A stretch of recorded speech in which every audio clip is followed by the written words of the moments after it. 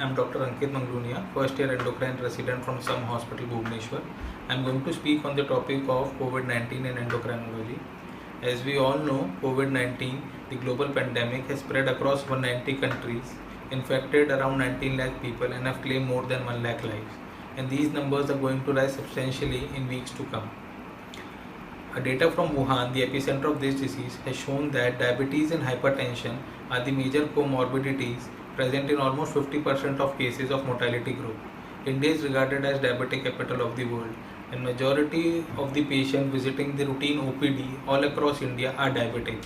So it is prudent to maintain a good glycemic control. It will help us in not only reducing the risk of infection but also in mitigating the disease severity. Similarly, patients either with primary or secondary adrenal insufficiency are at risk of getting infected, higher risk of getting infected. Whether this is true with COVID-19, the data are yet to be found, but it is strongly recommended the patients having minor symptoms of cough or fever should immediately double their physiological steroid doses until their symptoms subsides. If the disease severity worsens, the patient should start on the parenteral formulations and get admitted. Being an endocrinologist, it is our utmost duty that we counsel our patients regarding the specific measures to be taken at this pandemic and explain them the sick day management. We recommend our patients to contact their healthcare team by means of WhatsApp, video calls or emails.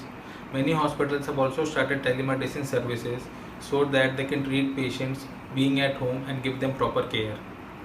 Home confinement and social distancing are currently the only available measures present to prevent ourselves from getting infected and also limit the spread of this disease. So it is a utmost request to all our patients to strictly adhere, especially the diabetic and elderly, to strictly adhere to these norms. Thank you.